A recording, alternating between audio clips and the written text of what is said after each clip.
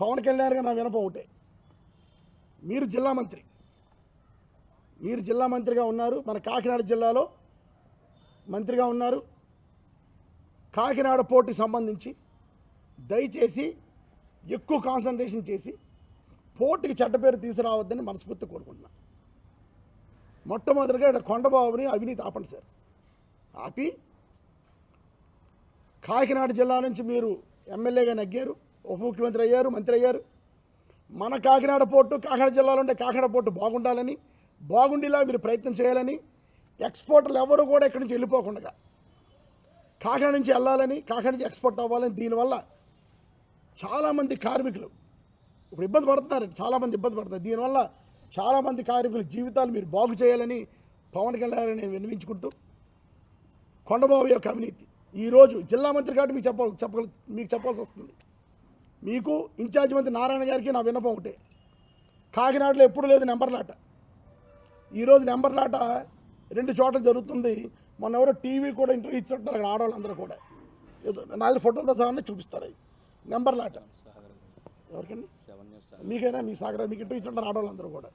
దారుణం, గంటకి నెంబర్లు వస్తాయంట, ఎప్పుడు లేదు. వాళ్ళు నెలకి 50 లక్షలు, ఒకడు 50 లక్షలు ఇస్తున్నాడు అంటే ఇద్దరు కదా లక్ష రూపాయలకి ఎందుకే బాబు నీకు ఈ జీవితం, ఎందుకు ఈ జీవితం నీకు? దయచేసి పవన్ కళ్యాణ్ గారు కాకినాడలో ఉన్న ఈ సింగిల్ నెంబర్ లాటరీది అరికట్టాలి. కొండబాబు గారు ప్రతి నెల బారుల దగ్గర తీసుకుంటున్నాడు డబ్బులు, అవి అరికట్టాలి. రేషన్ డీలర్స్ దగ్గర ప్రతి నెల 5 లక్షలు తీసుకుంటాడు, అది అరికట్టాలి. అదేవిధంగా పోర్ట్లో ఉన్న పెట్రోల్ బంకుల దగ్గర యానం నుంచి వాళ్ళు తెచ్చుకొని అమ్ముకోవడానికి పర్మిషన్ ఇస్తూ నెల డబ్బులు తీసుకున్నాడు, అది అరికట్టాలి.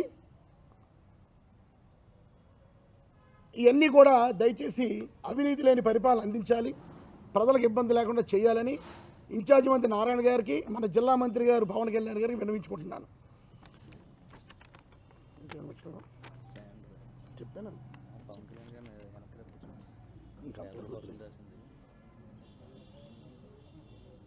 ఈ సందర్భంగా కొండబాబు గారికి నా విన్నపం ఏంటంటే, లేనిపోయిన ఆరోపణలు చేసేసి ఇష్టం వచ్చినట్టు మాట్లాడేసి నువ్వేమో బట్ట కాల్చి మా ముఖం మీద వేసేయి, మేము తుడుచుకోవడానికి నేను ప్రెస్ మీట్ పెట్టవలసి వస్తుంది. 6 నెలలు అయింది ప్రెస్ మీట్ పెట్టాను, రాబోయే రోజుల్లో ఇంకా ప్రెస్ మీట్లు పెడతాను, ప్రజల్లోకి వెళ్తాం. ఈరోజు ప్రజల చిత్తశుద్ధికి వెళ్ళగలం. మేము ఏదైతే హామీలు ఇచ్చామో అన్ని ప్రజలు చేసాం కాబట్టి ప్రజలకు వెళ్ళగలుగుతున్నాం.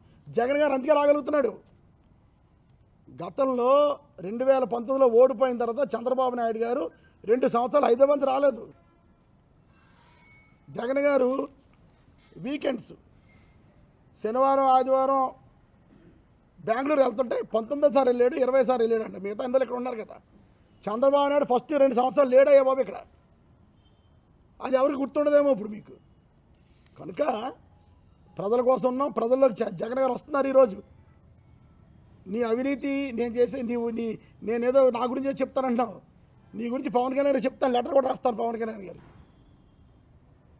ఇప్పుడు మళ్ళీ ఇంకోటి ఉంది, చంద్రశేఖర్ రెడ్డి ఎప్పుడైతే నేను విమర్శించాడో పవన్ కళ్యాణ్ మళ్ళీ పక్కన పెట్టుకుంటారు నిన్ను. ఎందుకంటే అక్కడ నిన్ను విమర్శించడం ఆయనకి నచ్చదు.